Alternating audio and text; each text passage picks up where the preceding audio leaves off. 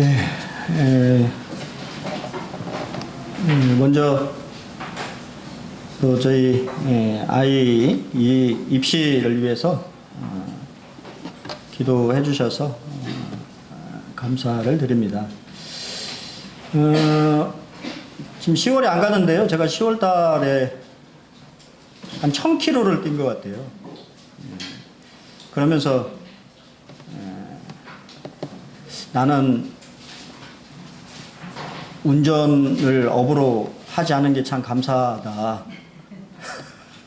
그리고 우리 김용대 형제님이 생각이 났어요. 하루 종일 운전하시는 형제님이 참 힘드시겠구나.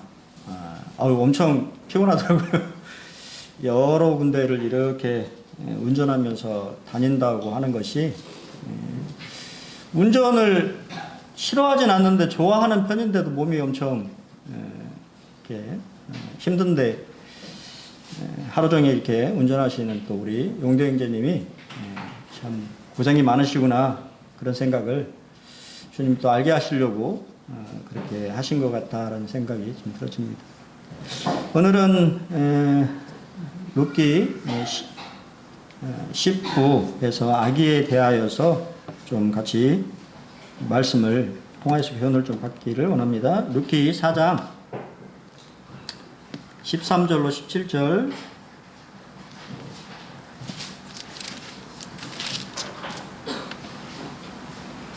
다 찾으셨나요? 네. 13절로 17절 교독해서 읽겠습니다. 13절 이에 보아스가 룻을 맞이하여 아내로 삼고 그에게 들어갔더니 여호와께서 그에게 임신하게 하심으로 그가 아들을 낳은지라. 너희들이 나오미에게 이르되 찬송할지어다. 여호와께서 오늘 내게 기업을 얻게 하지 아니하셨도다. 이 아이의 이름이 이스라엘 중에 유명하게 되기를 원하노라. 이는 내 생명의 회복자이며 네 노년의 봉양자라. 곧 너를 사랑하며 7 아들보다 귀한 내 며느리가 낳은 자로다 하니라.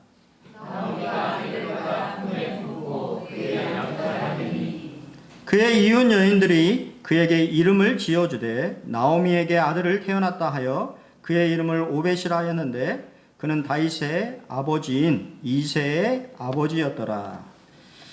네, 감사합니다.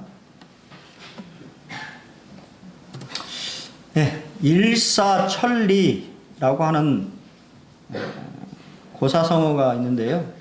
일사천리라는 말은 강물이 거침없이 흘러서 천리에 다다른다 라는 뜻으로 어떠한 일이 거침없이 단번에 진행됨을 이르는 그런 말입니다. 하나님께서 주도권을 잡으시면 일사천리로 일이 진행이 됩니다. 이 룻기의 저자인 성령님은 아주 담백하게 우리에게 그러한 일들을 말해주는데요. 이에 보아스가 룻을 맞이하여 아내로 삼았고 그에게 들어갔더니 여호와께서 그에게 임신하게 하심으로 그가 아들을 낳은지라. 우리가 이렇게 결혼식 막 이렇게 성대하게 막 했을 것 같고 그러한 이야기들에 대해서 좀 우리는 중요하게 생각을 하는데 성령님은 그냥 담백하게 그러한 일들이 진행된 걸 다 빼버리고 아내로 삼았고 결혼해서 아들을 주셔서 아들을 낳았다. 그냥 이렇게 말하는 것을 우리가 보게 됩니다. 우리의 모습들을 좀 생각해 볼 수 있는데 어떠한 일들을 맡길 때 믿고 맡겼으면서도 여전히 우리는 걱정하고 염려하는 모습을 보게 됩니다. 때때로는 인내의 시간과 또 기다림으로 인해서 포기해버리기도 하기도 합니다. 또 일의 성취가 되어져서 그런 것을 보고서 내가 참 믿음으로 조금 더 인내했어야 되는데 인내하지 못한 자신의 모습을 바라보면서 반성을 하기도 합니다.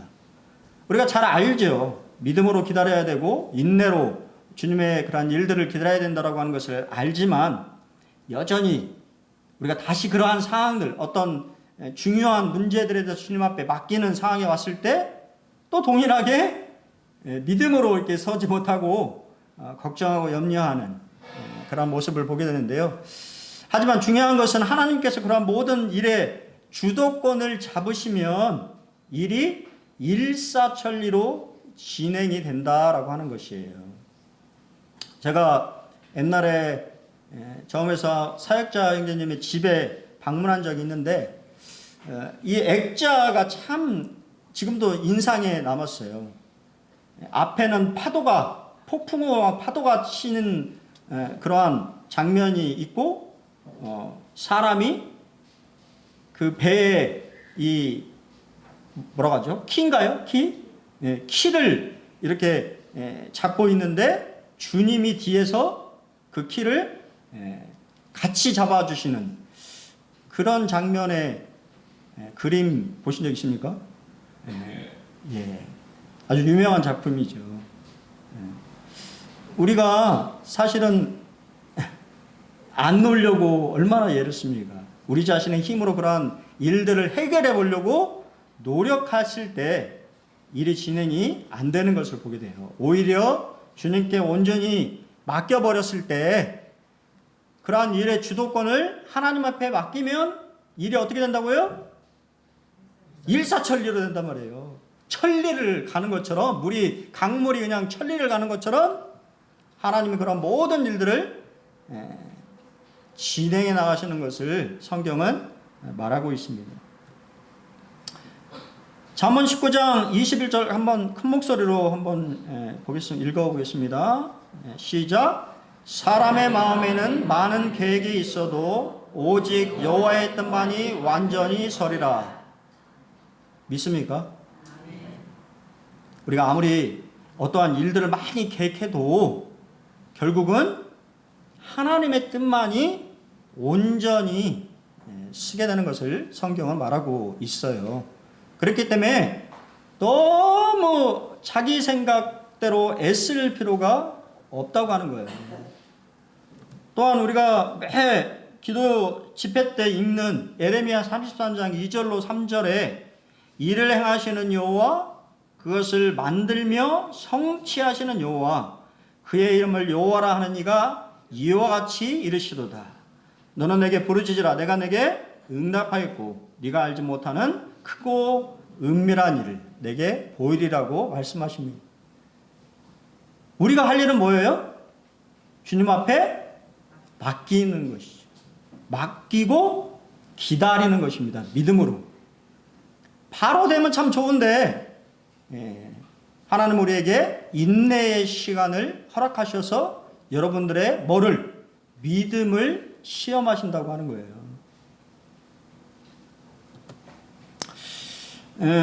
이 싱가포르 트리니티 신학교의 교수인 이문장, 아마 싱가포르 분인가 봐요. 그분이 말씀하신 것이 상당히 유익해서 여러분들과 좀 나누기를 원합니다.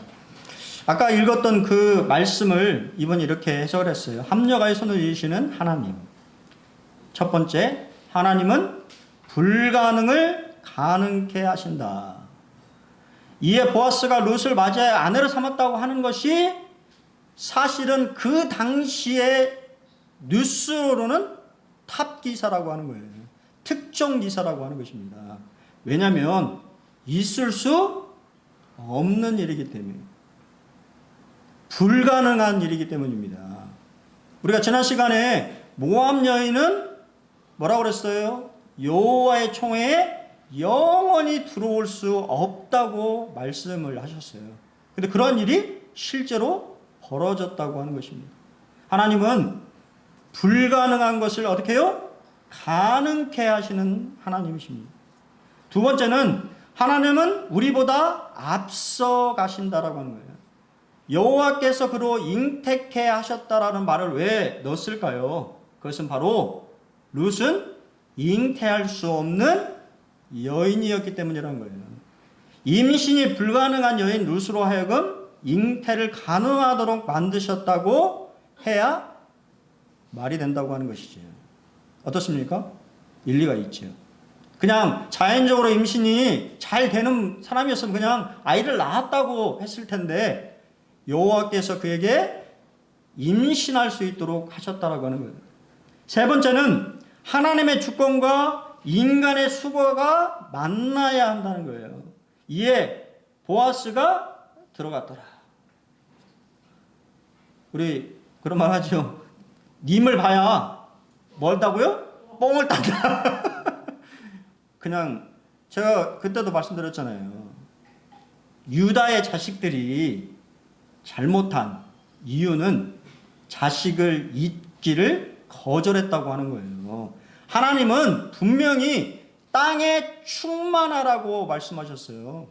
자녀를 낳는 것은 축복이고 그것은 하나님의 명령입니다. 그런데 그런 것을 거절했기 때문에 하나님은 뭐라고 말씀하셨어요? 악하다고 말씀하시고 징계하셨어요. 인간이 할 수 있는 일은 끝까지 최선을 다하는 것이 필요해요.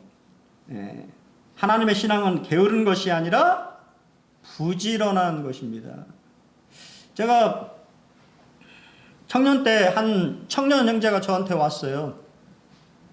자매랑 선을 봤는데 형님 그 청년 형제는 아이를 참 좋아하는 형제였는데 자매는 임신이 안 되는 임신할 수 없는 몸이었어요.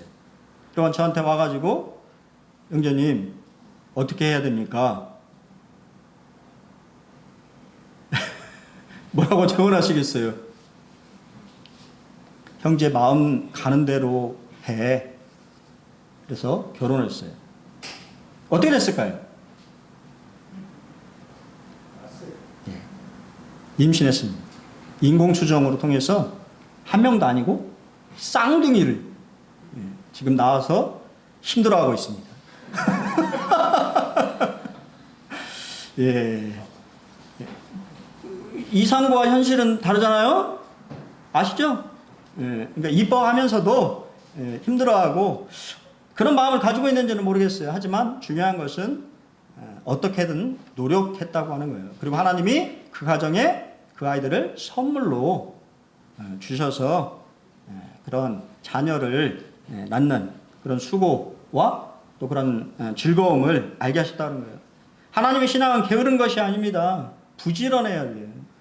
우리가 해야 될 그러한 일을 최선을 다해야 된다는 말이 맞는 것 같습니다. 네 번째는 하나님은 우리보다 앞서 행하신다. 여호와께서 그를 잉태케 하심으로 보아스와 룻은 하나님께서 도와주시지 않으면 아기를 가질 수 없다는 사실을 전혀 모르고 있었을 거예요. 왜냐하면 그 당시에는 불임이라고 하는 것을 알 수 있어요, 없어요? 모르잖아요. 그 고대 시대에 무슨 불임인지 어떤지 어떻게 알겠습니까? 당연히 아이를 낳을 수 있다고 생각했겠죠. 그들도 모르고 있던 문제를 누가? 하나님께서 알아서 해결해 주신 셈인 거예요. 그러므로 여러분 어떠한 일들이 순조롭게 진행이 될 때 뭐 해야 돼요? 감사해야 되는 거예요. 하나님이 그러한 일들에 개입하셔서 그러한 일들을 했구나라고 하는 것을 아셔야 돼요.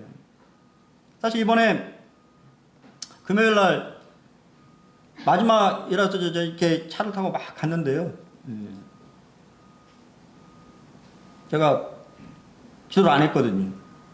마지막이라서 뭔지 모르겠지만 그냥 안전을 위해서 오가는 그런 부분들에 대해서 좀 기도를 안 하고 그냥 출발했어요. 어떻게 됐을까요? 사고는 안 났어요. 하지만 사고 직전 갑자기 버스가 제 앞에 끼어들고 뒤에서는 급브레이크를 밟았어요. 찰나의 순간에 그러면 사고가 나는 것입니다. 사실은. 여러분 어떻게 생각하셨는지 모르겠지만 저희 자매랑 저희 딸은 몰라요. 자고 있느냐라고. 운전은 저만 하니까 그 순간 하나님이 도우셨구나. 여러분 그런 거예요. 저는 그냥 감사돼서 그리고 다시 하나님 오가는 여정을 위해서 도와주십시오라고 하는 기도가 제 마음속에 이렇게 되어졌어요. 신앙인은 민감해야 돼요. 우리 주변에 일어나는 사항들이 거저되는 것이 아닙니다. 하나님의 보호하심과 섭리가 우리 삶 속에서 사실은 함께 하는 거예요. 여러분들이 깨닫지 못하고 있을 뿐이지요. 하나님을 위해서 버리면 뭐가 돼요? 얻게 된다고 하는 거예요. 룻이 아들을 낳은지라. 아들이 탄생함으로 그동안 수고와 눈물이 마침표를 찍게 된 것입니다. 주님을 위해 모든 것을 버릴 수 있는 믿음이 있어야 살아계신 하나님의 뭐를? 역사를 체험할 수가 있는 거예요. 믿음으로 나아가지 않는 거에는 하나님의 기적을 볼 수가 없는 것이죠. 두 번째는 아름다운 신앙 공동체의 모습을 우리가 보게 되는데요. 사실 이 룻기는 양갈식 구조로 말씀하고 있어요. 양갈식이 어렵죠. 그래서 제가 다뤘어요. 양갈식이라는 게 뭐냐면 주제문이 문단이나 글의 앞부분이나 끝부분에 반복하여서 나타내서 강조하는 구조예요. 그러니까 룻기 1장과 4장의 모습이 유사한 모습으로 되어져 있어요. 이것은 우리가 잘 아는 것처럼 룻기 1장은 장례식으로 시작하지만 룻기 4장은 결혼식으로 마감하고 있다라고 하는 것도 동일하게 양갈식의 모습을 띠고 있고요.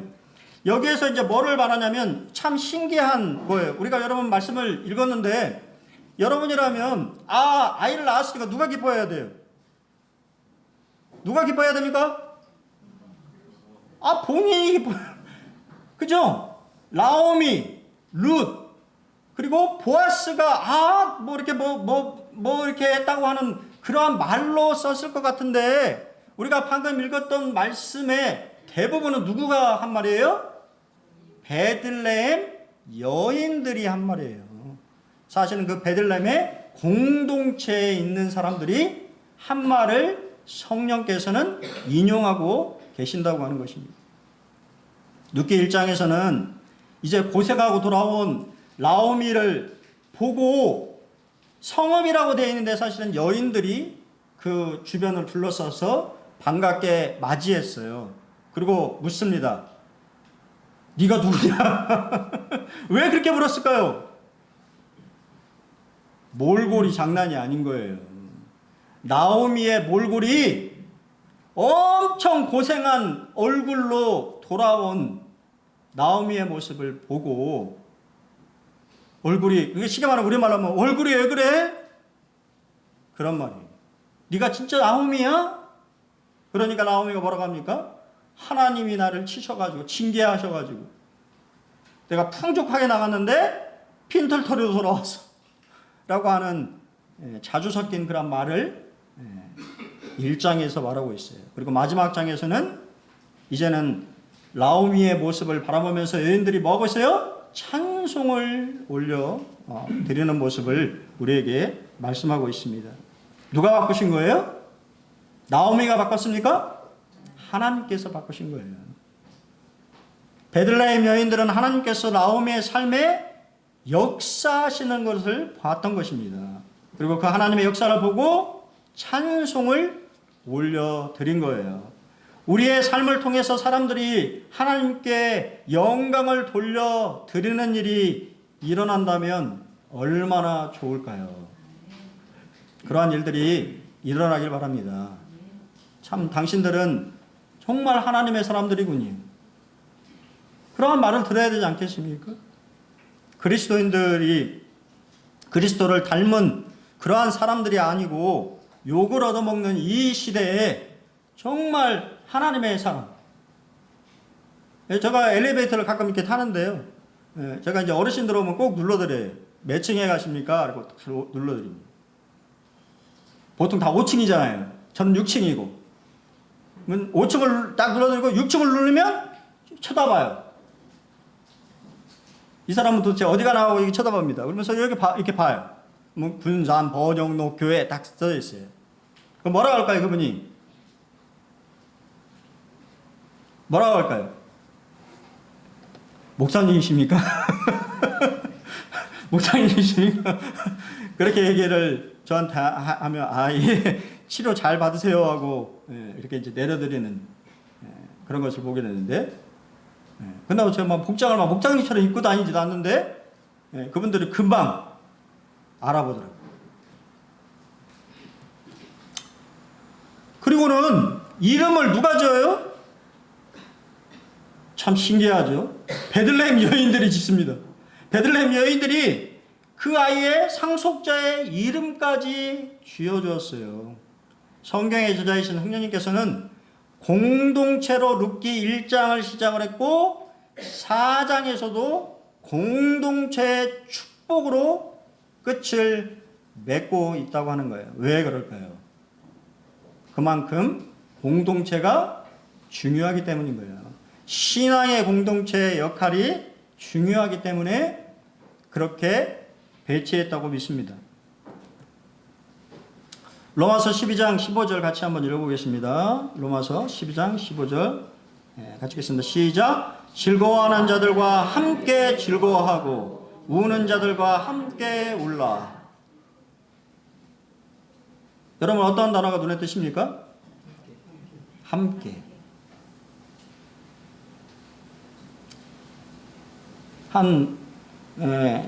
교회에서는 좀 유명하신 분이죠. 분당 우리 교회 이찬수 목사님이라는 분이 계시는데 그분이 교회를 개척하시면서 썼던 슬로건이 이거였대요. 함께 즐거워하고 함께 울라.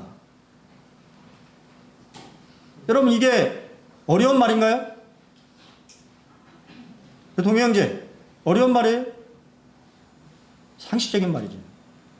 근데 상식적인 것이 상식적이지 않은 시대에 살고 있는 거예요. 함께 즐거워하고 함께 우는 그러한 신앙의 공동체가 이어져야 되는데 되나요? 어떻습니까?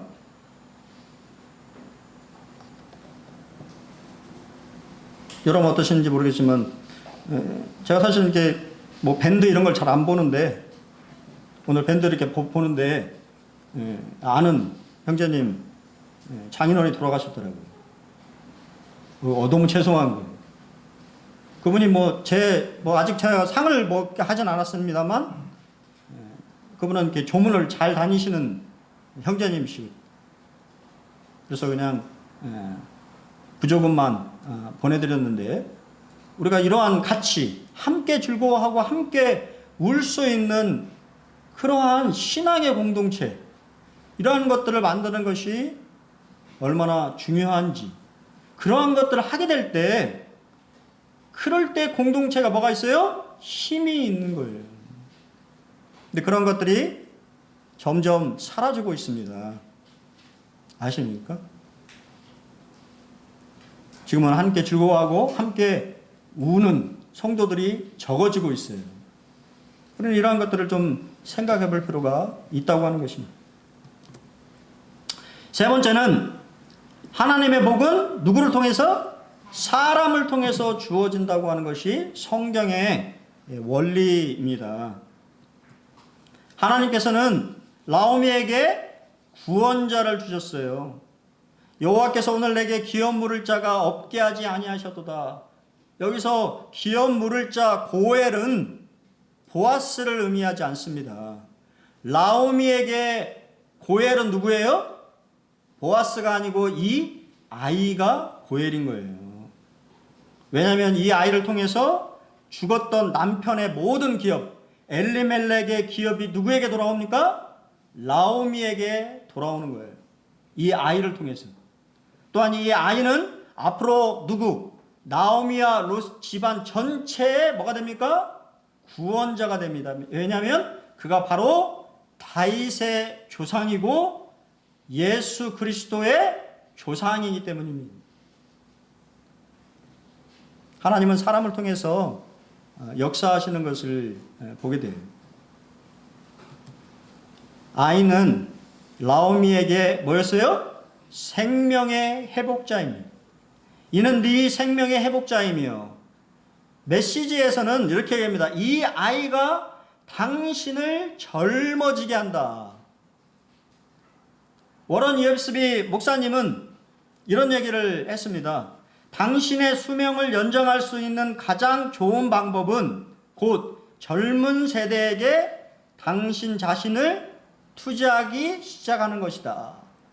여러분 젊어지기를 원하십니까? 그럼 젊은 사람들에게 투자를 해야 된다는 거예요. 젊은 사람들과 시간을 보내야 된다고 하는 거예요. 이번에 장로 수양회에서 한 형제님, 서울에 있는 한 형제님이 아이들이 쓰는 말을 막 이렇게 신조어죠, 신조어를 막 쓰더라고요. 신조어 아십니까? 그거 잘 모르겠더라고요. 저도 그거를 보고 잘 모르겠더라고요. 뭐를 말하는 건지. 그걸 보면서 나도 신세대하고 멀어져 있구나.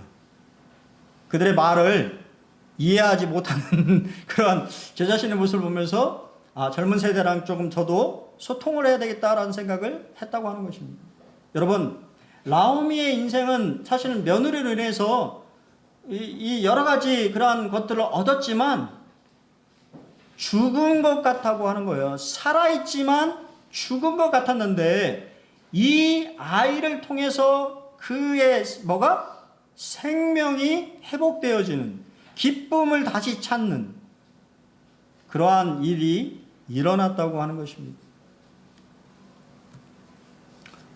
시편 23편 3절에 내 영혼을 수생시키시고 자기 이름을 위하여 의의 길로 인도하시는다라는 말씀이 있는데요. 내 영혼을 소생시키고라고 하는 말이 무슨 말이냐면 옛 목자들이 완전히 뒤집혀져 스스로 일어날 수 없게 된 양을 일으켜 세워주는 모습을 표현한 말이에요. 양이 뒤집어지면 일어날까요? 못 일어날까요? 뚱뚱한 살찐 양이 뒤집어지면 일어날까요? 못 일어날까요? 못 일어납니다. 그리고 빨리 일으켜 세워주지 않으면, 제가 양 박사는 아닌데 그 양을 연구하시는 분들에 의하면 산소 공급이 안 돼가지고 양이 죽는데요. 그렇기 때문에 목자의 중요한 일 중에 하나가 뭐냐면 양이 뒤집어져 있는지, 뒤집어져 갖고 발버둥 치고 있는지를 관찰하는 것이 목자의 일 중에 하나라고 하는 거예요. 왜냐하면 빨리 일으켜 세워주지 않으면 그 양은 어떻게 돼요? 사망하는 거예요. 죽는 것입니다. 뒤집어지지 못하는 이 양은 결국 살이 쪘거나 털이 너무 많아가지고 넘어지는 양이에요. 여러분, 성경은 사실 이 살찌는 거 은유적으로 영적으로 둔감한 상태를 말하는 거예요. 그렇죠? 영적으로 살이 찌면 사람이 어떻게 돼요?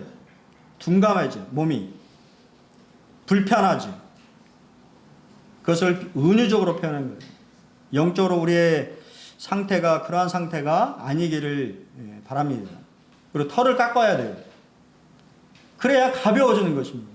가벼워야만이 목자가 따라가는 길을 잘 따라갈 수가 있는 것입니다. 여러분, 내 영혼을 소생시킨다라고 하는 말은 이러한 건데요. 낙담과 절망 속에서 새로운 희망을 찾는 경험입니다. 여러분, 그런 경험을 가져보신 적이 있습니까? 또한 끔찍한 일에 충격을 받아서 심신이 마비된 상황에서 하나님의 선하심과 약속을 확신하는 경험입니다. 세 번째는 잘못된 습관을 되풀이하는 상태에서 다시 자제력을 회복하는 것 같은 경험이에요. 여러분, 이런 경험을 하신 적이 있어요? 그렇다고 한다면 바로 여호와께서 여러분의 영혼을 뭐 하신다고요? 소생시켜 주시는, 바로 여러분들 다시 일으켜 세워서 여러분들 다시 믿음의 길을, 주님이 이 예비하시는 그분의 길을 따라갈 수 있도록 도우시는 그러한 경험이라고 하는 것입니다. 시편 19편 7절로 8절을 한번 같이 큰 목소리로 읽어보겠습니다. 시작.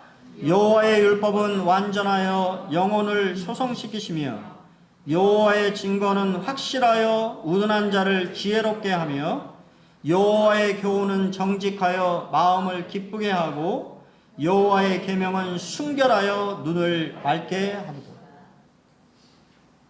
하나님의 말씀을 영혼을 그죠? 소생시켜 주시는 거예요. 살려주시는 것입니다. 육의 양식뿐만 아니라 그렇기 때문에 뭐를? 영의 양식을 충분히 드셔야 되는 거예요. 아이는 나오미의 봉양자입니다. 내 노년의 봉양자라는 뜻은 노년의 그 아이가 나오미를 돌볼 것이기 때문이에요. 봉양자의 사전적 의미는 부모나 조부모 등의 웃 어른을 받들어 모시고 섬기는 것을 의미한다고 합니다. 즉 노년에 나오미를 배고프게 하지 않을 아이라는 뜻이에요. 요즘은 먹고 사는 문제가 그렇게 있지 않습니다만 제가 참 기억나는 것이 제가 뉴질랜드에 있을 때 저희 이 학교에 밥을 해주시는 자매님이 계셨어요. 연세가 좀 많이 드셨는데 이렇게 와서 자원봉사로 이 학생들에게 밥을 해주셨는데 그분이 저를 볼 때마다 항상 그러셨어요. 집에 한번 놀러 와. 주말에 왜냐면 금요일 날 이제 수업이 다 끝나서 이제 보통 금, 토, 일 이렇게 쉴 수 있기 때문에 꼭 제 손을 잡고 집에 한번 놀러 오라고 그런 얘기를 하셨어요. 왜 이분이 왜 이렇게 집에 놀러 오라 그럴까 생각하고는 그분의 집에 이렇게 갔어요. 근데 알겠더라고요. 그분의 자녀들이 있는데 자녀들이 오지 않는 거예요. 그냥 그분 혼자 쓸쓸하게 노년을 보내고 있습니다. 그래서 저보고 오라고 한 거예요. 근데 그런 분들이 너무 많았어요. 영어를 배우기는 좋아요. 영어를 배워야 되는데, 영어를 배워야 되는데 그런 분들을 만나면 2시간, 3시간 제 이야기를 들어줍니다. 말도 안 되는 영어를 막 하고 있는데도 그냥 흐뭇해하면서 얘기를 들어주고, 먹을 거를 제공해주고, 너무 막 좋아요. 얼굴색이 바뀝니다. 그걸 보면서 참 너무 짠한 그런 마음이 들었어요. 자녀들이 찾지 않는 그 부모. 여러분 상상해 보셨습니까? 우리의 지금 이 시대가 그렇게 가고 있어요. 여러분의 자녀들을 잘 키워야 되는 이유가 그런 것입니다. 자녀들이 사실은 봉양자가 돼야 돼요. 봉양자라는 게 먹고 사는 그런 것을 말하는 것이 아닙니다. 부모에게 기쁨을 주는. 그게 뭐예요? 찾아오는 거잖아요. 그렇죠? 와서 같이 얘기를 들어주고 함께하는 그런 것만으로도 부모는 뭐 하는 거예요? 감사한 것이죠.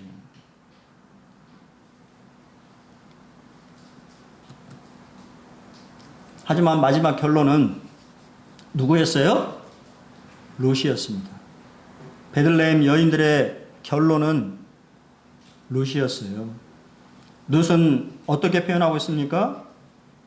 7 아들보다 귀한 며느리라고 하는 칭호를 성령께서는 주고 있어요. 7이라고 하는 것은 이상적인 숫자이며 하나님의 숫자예요. 7 아들이라고 하는 표현도 이상적인 완벽한 가정을 말하고 있어요. 7 아들을 가지고 있다고 하는 것은 완벽한 가정이다라고 하는 거예요. 생물학적으로 봤을 때. 근데 룻은 그 완벽한 아들보다도 더 귀한 며느리라고 성령님은 말하고 있어요. 얼마나 귀한 여인입니까? 바로 나오미에게 허락하신 며느리며 하나님의 복을 받은 여인이었습니다. 나오미의 아들들이 도대체 한 것은 무엇입니까? 나오미에게 눈물과 슬픔만을 안겨주었어요. 또한 나오미에게 자식을 먼저 떠나보내는 아픔, 불효를 행했습니다. 그들이 믿음으로 잘 살았다고 한다면 그러한 일을 당했겠습니까? 당하지 않았겠지. 룻은 나오미에게 무엇을 했나요? 시어머니를 위해서 부모와 친정을 다 버렸습니다. 시어머니를 위해서 자신의 종교도 버렸어요. 시어머니를 위해서 허리를 굽혀서 이삭을 주었습니다. 시어머니를 위해서 목욕하고 치장하고 보아스에게 청혼까지 했어요. 용기를 내서. 시어머니의 가문의 대를 잇기 위해서 자신을 다 내어드렸어요. 시어머니를 위해서 아들을 낳아서 그녀의 노년에 웃음꽃이 피게 만들어줬습니다. 이런 며느리가 있습니까? 이런 며느리가 있어요. 잠언 31장 10절에 누가 현숙한 여인을 찾아 얻겠느냐?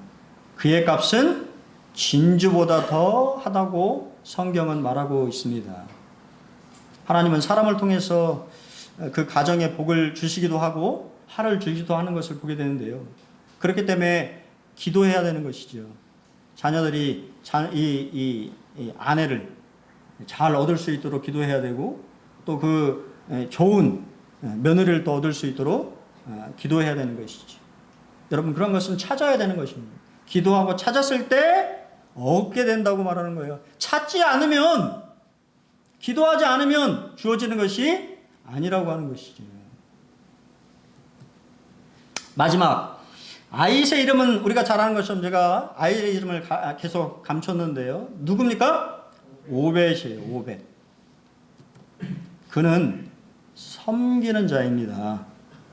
그의 이웃 여인들이 그에게 이름을 지어주되 나오미에게 아들이 태어났다 하여 그의 이름을 오벳이라 하였는데 그는 다윗의 아버지인 이새의 아버지였더라.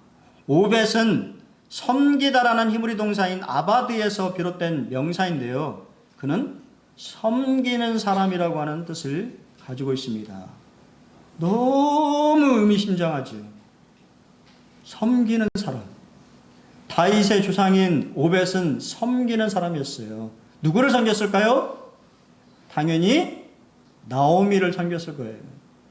당연히 하나님을 섬겼을 것입니다.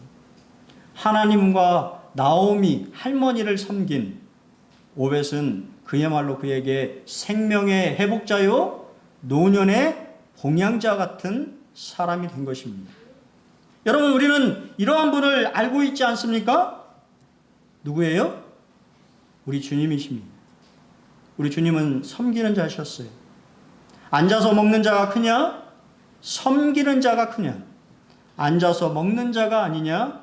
그러나 나는 섬기는 자로 너희 중에 있노라고 주님 말씀하십니다. 여러분 기억하십시오. 주님은 섬기는 자로 이 세상에 계셨습니다. 고로 예수 믿는 모든 제자는 누가 가장 큰 사람이에요? 섬기는 자입니다. 여러분 이 사실 잊지 마십시오. 섬기는 자가 주님의 나라에서 가장 큰 사람이에요. 왜냐하면 그분이 섬기는 자셨기 때문에. 저는 마지막으로 톨스토이가 크리스찬이었던 것은 아시죠? 이대한 동화인 파파 파노프라고 하는 이야기를 좀 드릴까 합니다. 파노프는 구두수송공이었는데 아내를 일찍 여의고 자녀는 큰 도시로 떠났기에 늘 혼자 지냈습니다. 않다고 생각했습니다. 이웃은 그를 늘 파파라고 불렀는데 이것은 러시아 말로 아빠입니다. 하지만 성탄 시즌이 되면 파노프 할아버지는 외로웠습니다. 성탄 때는 가족이 모이기 때문입니다. 파노프는 항상 그때의 외톨이였어요. 이제 내일이면 성탄절입니다. 해마다 성탄 때가 되면 파노프 할아버지는 성탄에 관한 성경 말씀을 읽었는데 그에도 예수님의 탄생에 관한 얘기를 읽었습니다. 빈방이 없어 말구에 나신 아기 예수가 너무 안타까워서 내게 오셨으면 내 침대를 내어드렸을 텐데 하고 생각했습니다. 파노프 할아버지는 커피를 마시며 이번에는 동방 박사 얘기를 읽었습니다. 이 대목을 읽으며 바노프 할아버지의 표정은 난감해집니다. 나는 뭘 드리지? 난 드릴 게 없는데. 그러다 생각난 선물이 생각났습니다. 할아버지는 선반에서 통 하나를 내려 가죽 구두 한 컬레를 꺼냈습니다. 구두 수선을 하고 남은 짜투리 가죽으로 만든 아주 작은 구두입니다. 할아버지는 성경을 읽다 말고 깜빡 잠이 들었습니다. 그런데 갑자기 누군가 자기를 불렀습니다. 바노프야, 바노프야. 깜짝 놀라 주위를 둘러보니 아무도 없습니다. 그런데 그 목소리는 계속 이어집니다. 내가 내일 네 집을 방문하겠다. 잠에서 깬 할아버지는 틀림없이 예수님이야 라고 생각했습니다. 이른 아침에 일어난 할아버지는 집을 청소하고 밖을 내다보며 예수님이 오시기를 기다렸습니다. 거리에는 아무도 가는 사람이 없었습니다. 그런데 드디어 인기척이 납니다. 나이 많은 청소부 한 분이 빗자루를 실은 수레를 끌고 가고 있었습니다.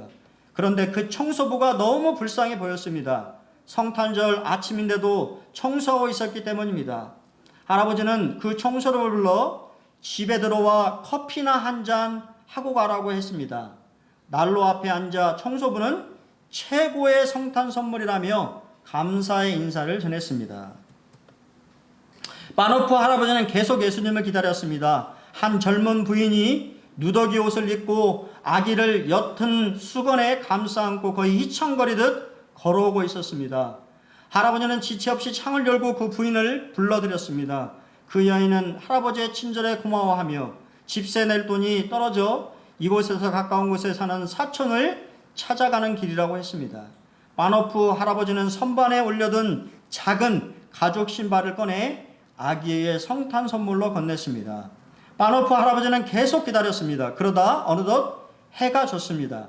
실망한 채 할아버지는 의자에 털썩 앉았습니다. 그런데 누군가의 목소리가 들립니다. 바노프야, 나는 오늘 너를 만나 커피도 마시고 소중한 선물도 받았다. 아, 주님, 늙은 청소부의 모습으로 헐벗은 여인과 볼이 빨갛게 언 아기의 모습으로 저를 만나고 가셨군요.